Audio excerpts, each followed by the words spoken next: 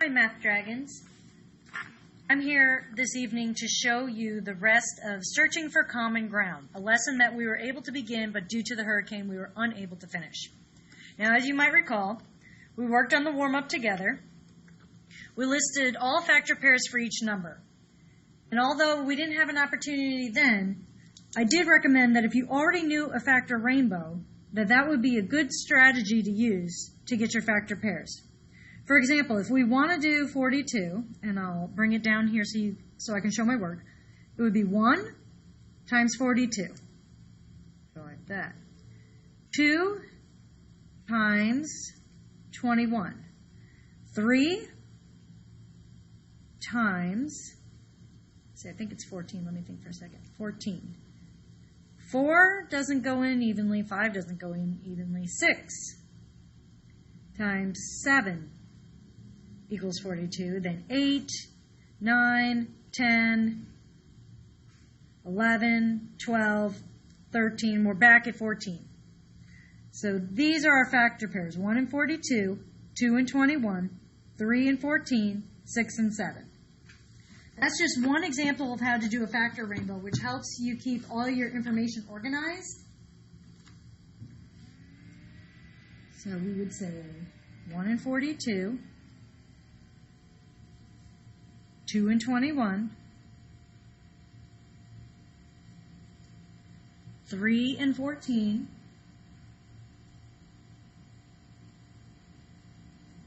6 and 7. Okay, now I want to move on to the core of the lesson. We began this together on Activity 4.1. You might recall that in the Getting Started section of the activity, we had to build many rectangles. All this was, everybody was assigned rectangles. So you were either assigned the area of 12, the area of 15, the area of 16, or of 20. Now I have made rectangles for each of these scenarios. So I've done my 12s in like a purple shade. I've done my, 15s in orange. Did 16s in blue and 20s in green. So I had every possible scenario that could have occurred according to whatever you were assigned. So I've cut those out and we can review those in class. The next part of the investigation was complete the table with the information from each larger rectangle you created by you and your partner. Now this could be very extensive depending on what you were assigned. Let's try being assigned someone with a 12 and with a 15. Let's just explore that. So if this was your scenario, one of us had 12, one of us had 15. Now I need to look at ways to pair up to take two smaller rectangles and piece them together to make a larger rectangle. Those two are not going to work. Those two work nicely. Okay, so I've got a 12. My 12 one in purple here is 3 by 4. 3 times 4. And then I have this 15 one, which is 3 by 5. So zoom in so you know what's happening.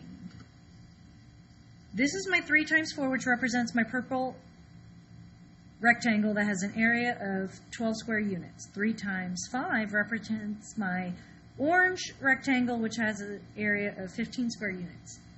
Now we're going to pull out the commonality here. They share the 3. This one is 3 just like this one is 3. So 3 can come to the outside of the parentheses. And then it would be 4, because from here to here is 4. 1, 2, 3, 4. Plus, the other part of the side length is 1, 2, 3, 4, 5. 5. It's nice. So it's 3 times 4 plus 5. the area of each one. Well, the first one was 12. I have that here. And the next one is 15. Altogether, that's 27. Let's see if I can make another arrangement.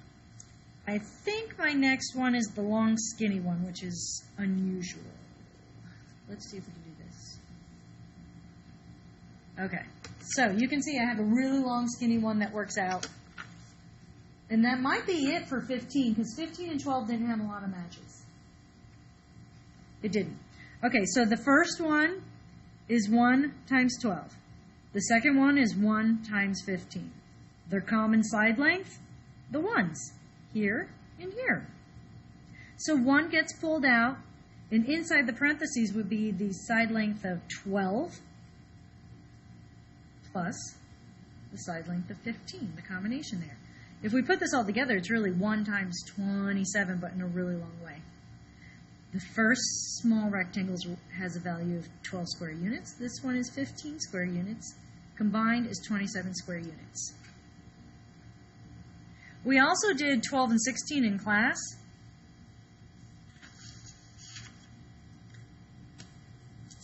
Here are some 16s. And here are my 12s. There were better combinations with this one because the common factors occurred more often. Like the side length 4 and the side length 4 combined nicely. Altogether, it's 28. This was 3 by 4 and this was 4 by 4. The common side, 4. Or we could try this combination. If we piece it together in this direction, the common side length is the 2.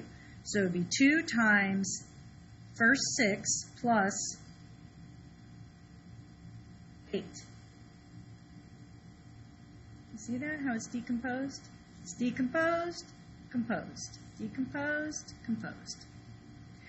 And you could have done the long skinny one like that, with the common side length being 1. I hope seeing it again helps reinforce the concept that we're trying to master here. How are the dimensions of the larger rectangle related to its total area? The area is the length times width. The width is the dimension that the two rectangles have in common, and the length is the sum of both of the lengths of the smaller rectangles. For each larger rectangle you and your partner created, write a numeric expression that relates the dimensions of the larger rectangle, to the sum of the areas of the smaller rectangles. So the dimensions of the larger rectangle would be something like 3 times the quantity of 4 plus 5. Now, to make it look like the sum of the areas, that would be 3 times 4 plus 3 times 5. That represents the area of one small rectangle, and that represents the area of the other small rectangle. Next, consider any factors that are shared between your number and your partner's number. These are called common factors. How are the common factors represented in the larger rectangles that you and your partner created? Common factors are represented as side lengths. Common factors are represented by side length.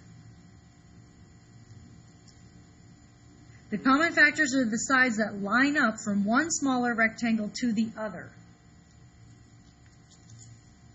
So these line up, or if you choose a different combination, such as this, these line up, the sizes line up.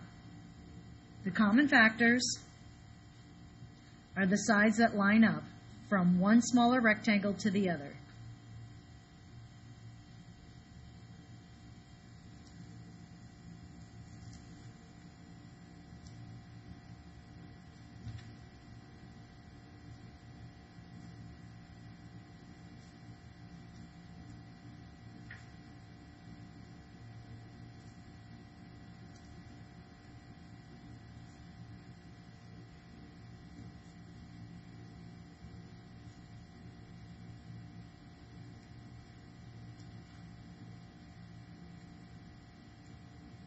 Let's make sure the common factors are the sides that line up from one smaller rectangle to the other. Very nice. How are the common factors represented in the numeric expressions that you and your partner wrote? The common factor is the number outside the parentheses.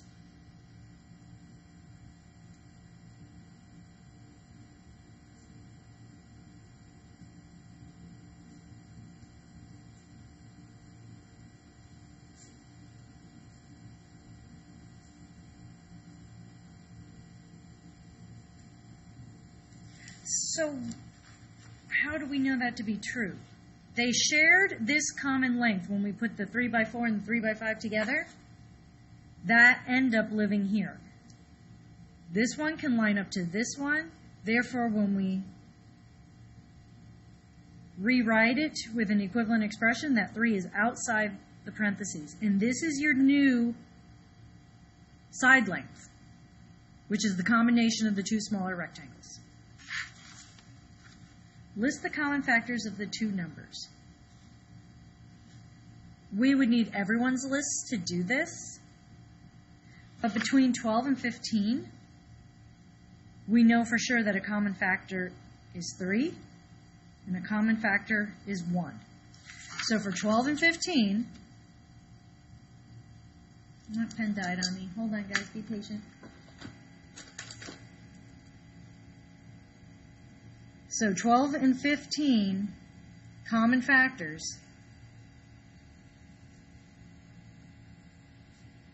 are 3 and 1. And we proved that by trying to piece the smaller rectangles together.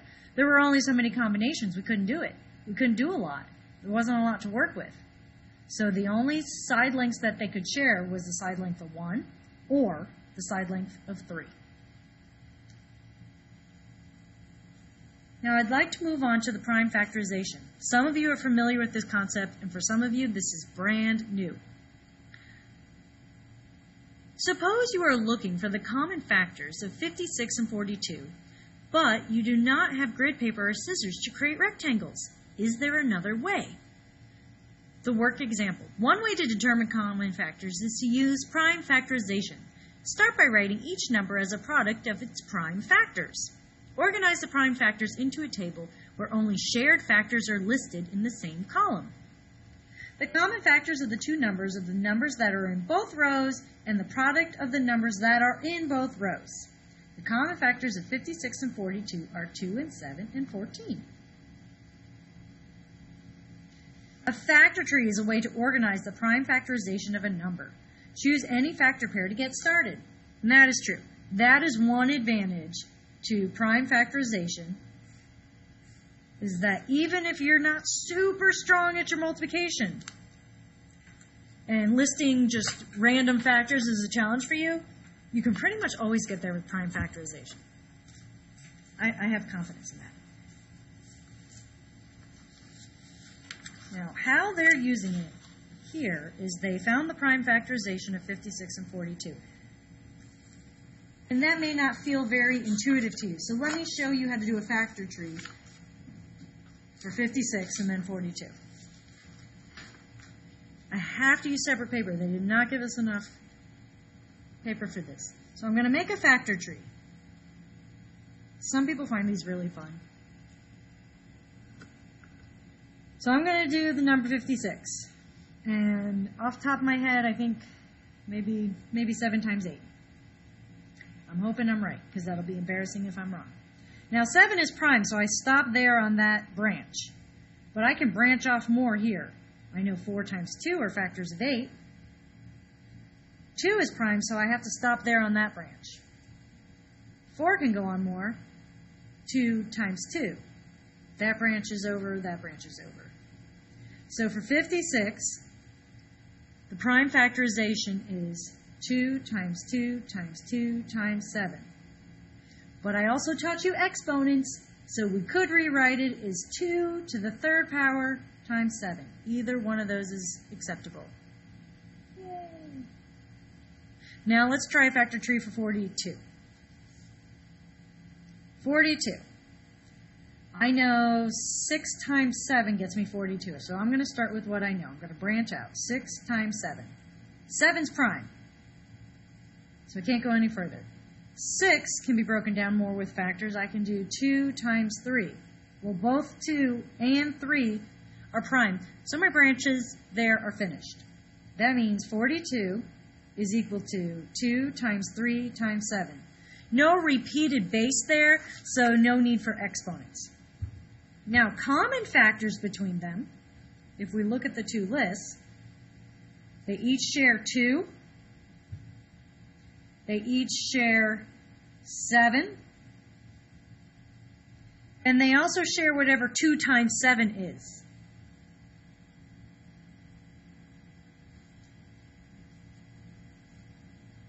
Two, 7, and the product of 2 times 7.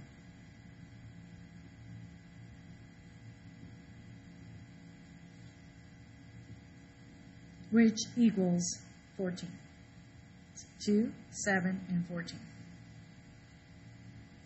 Now let's see if they can make this more useful to us. Let's go back to the worksheet.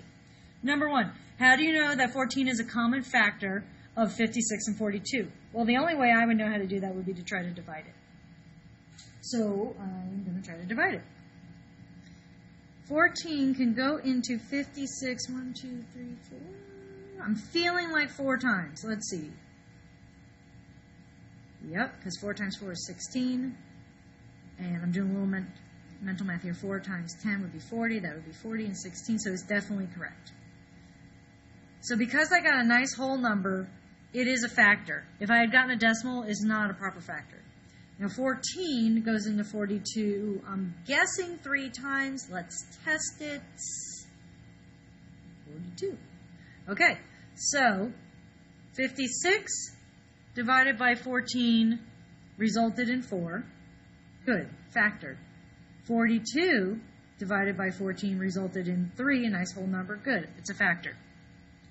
Now, when we go back to the other chart, number 2 asks, why is there a space between 2 and 7 in the top row of the table? Why is there this space? This is craziness. The space is there because 3 is not a factor of 56.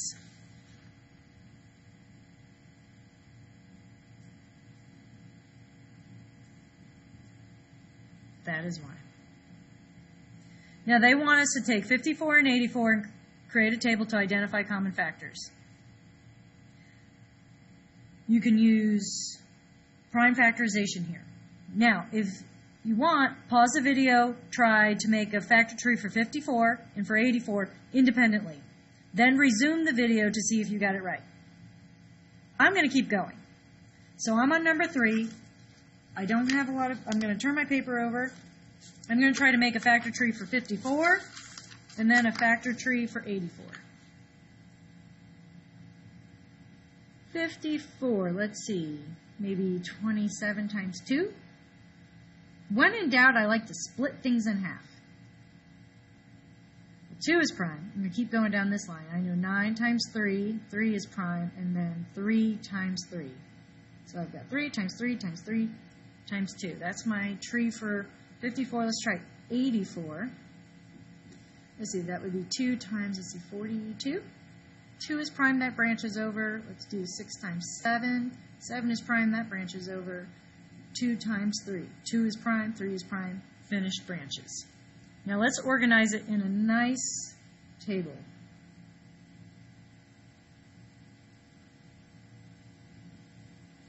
Let's see, 54 has 2.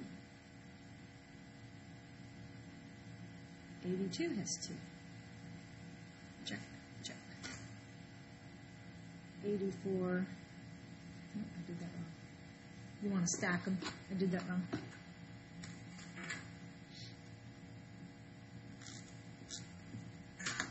Because 52 had 2, 84 had 2.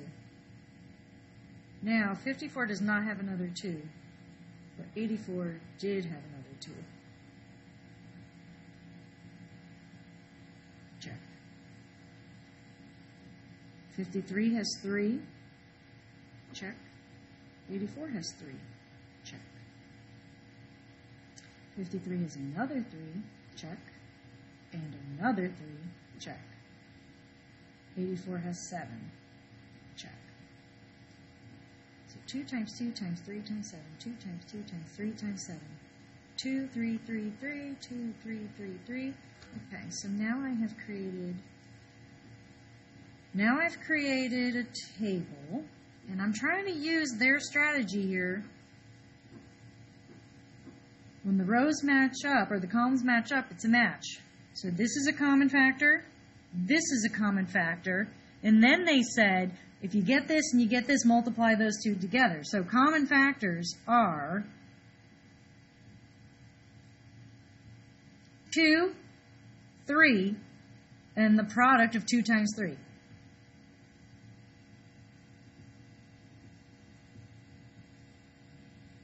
So, which equals 6.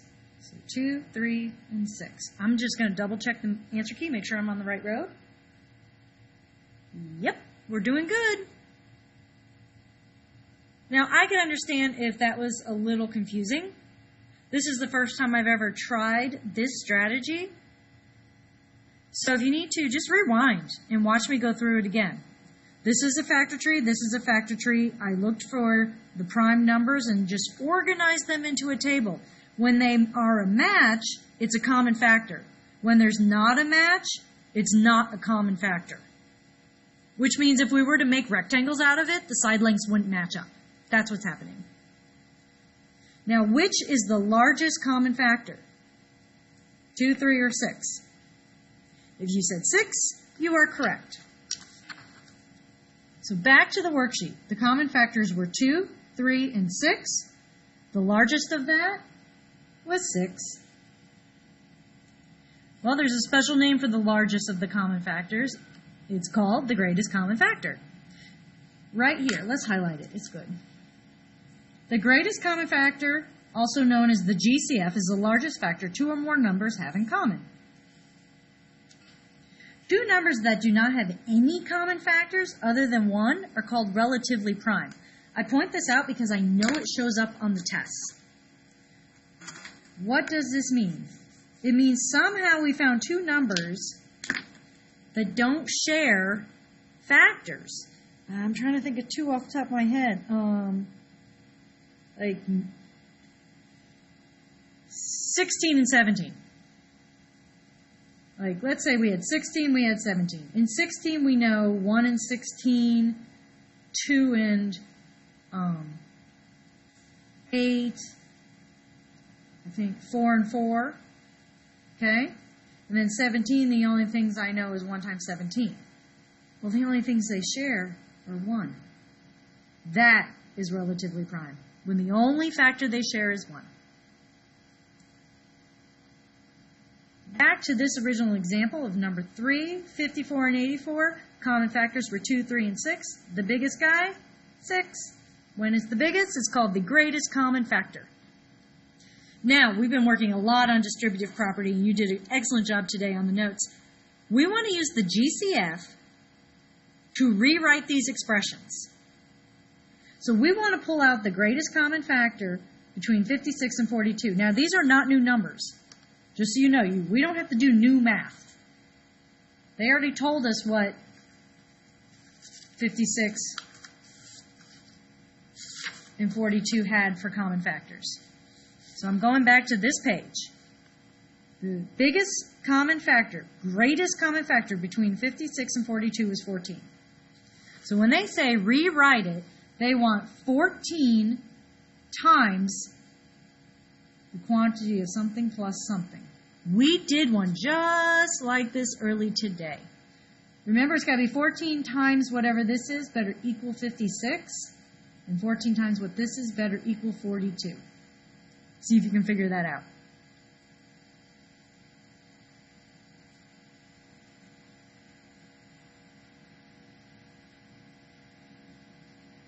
It's 14 times 4 plus 14 times 3. I'm going to test this because I'm feeling super curious. 56 and 42 is 98. Let's see, is 14 times 7 also 98? We'll have to find out. 14 times 7. 98. Good. So I did something right. We can also do 54 and 84. Pull out that GCF. What do you remember what it is? Because it's up above. So we're going to pull out that 6. 6 times the quantity of something plus something. We're trying to make equivalent expressions. So 54 divided by 6 is 9. 84 divided by 6, perhaps 14. Let's test it. Yep.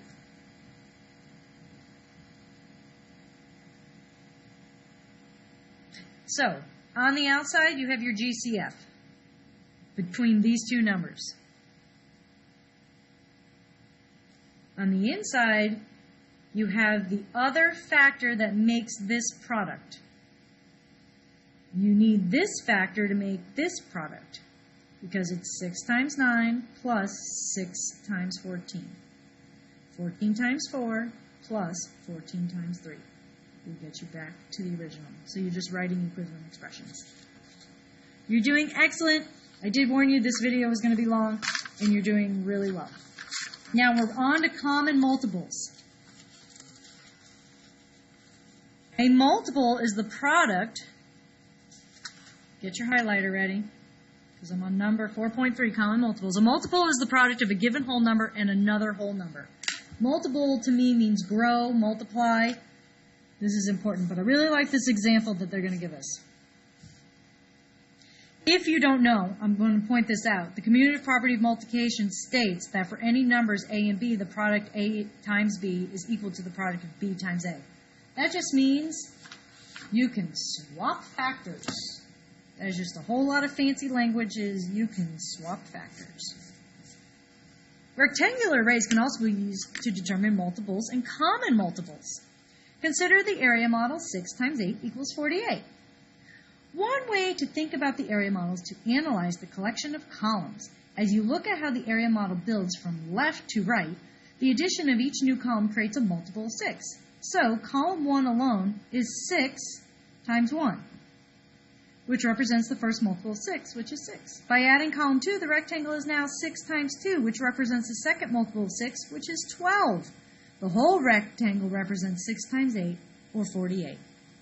List the first 8 multiples of 6 by labeling each column of the area model. So this one is 6, and then 12, plus 6 more would be 18, 6 more is 24, 6 more is 30, 6 more is 36, 6 more is 42, 6 more is 48. These are multiples of 6. I'm going to zoom that in for a second because I really think that's important for you to know. I added 6, then 6 more gave me 12, plus 6 more gave me 18, so on and so forth. This created a list of multiples of 6. Let's resume. Next, think about the area model as a collection of 6 rows. The first row alone creates an 8 by 1 rectangle, which represents the first multiple of 8, which is 8. Including all rows of the 8 by 6 rectangle represents a 6 multiple of 8, which is 48. It wants us on number 2 to list the first 6 multiples of 8 by labeling each row of the area model. Okay, let's take care of that. That one's worth 8. Add another 8, that's 16. Add another 8, that's 24. Add another 8, that's 32. Add another 8, that's 40. Add another 8, that's 48. This list, that contains multiples of 8. Multiples of 8. It's kind of neat. Because if you can draw an array, you can find your multiples. You don't even have to be that strong in multiplication. You could just count the squares. So I trust that even though it might take you a little while, you could do this concept. Now let's move on. We're getting there. We're almost there. So I'm on to the next page, which is the last page. Yay! While 48 is a multiple shared by both 6 and 8, it is not the least common multiple, which means the smallest. The LCM is the smallest multiple other than 0 that 2 or more numbers have in common. Number 3. Analyze the multiples of 6 and 8 that you labeled on the area model. Identify the least common multiple of 6 and 8. So I need a match, the smallest match, between 6 and 8. Let's see if you find the match. I think I know what it is. The smallest match for me, and I'm going to zoom in on my table, is I see 24 is on this one, and 24 is on this one. So I think the LCM, the least common multiple that is a match, is 24. As demonstrated by the rectangular array, for any two whole numbers a and b, a common multiple is a times b. However, this number may not be the least common multiple of a and b. It makes me think how some of you have found common multiples and fractions to add and subtract by multiplying the two denominators. That gets you a common multiple, but it does not necessarily get you the smallest one. And if it's not the smallest one, sometimes it's harder to work with. Determine the least common multiple of 6 and 9. It says first list the first 9 multiples of 6. That's got a whole lot going on. Let's see. We did 8 here, so it's going to be 6, 12, 18, 24, 30, 36, 42, 48, and 54. Okay, list the first 6 multiples of 9. 9, 18, 27, 36, 45, 54. Let's see, that's 1, 2, 3, 4, 5, 6. That's what they asked for. You gave them what they wanted. What is the least common multiple? What is the lowest one they share? 18. 18.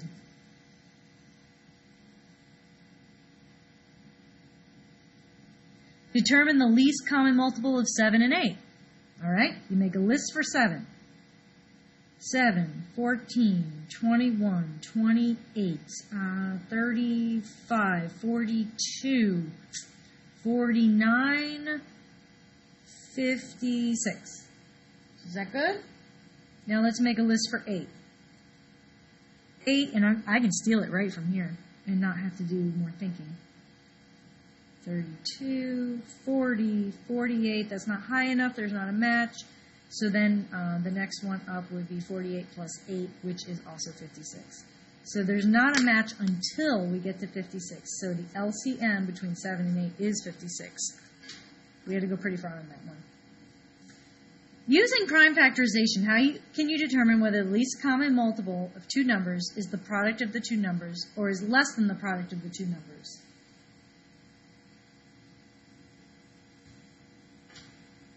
The answer for the answer key is if the two numbers have a great common factor other than 1, the least common multiple is less than the product of the two numbers.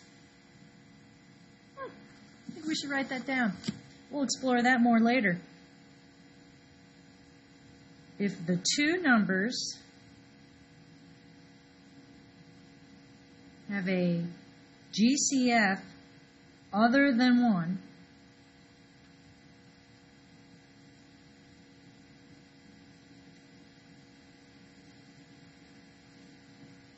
the LCM is less than the product of the two numbers.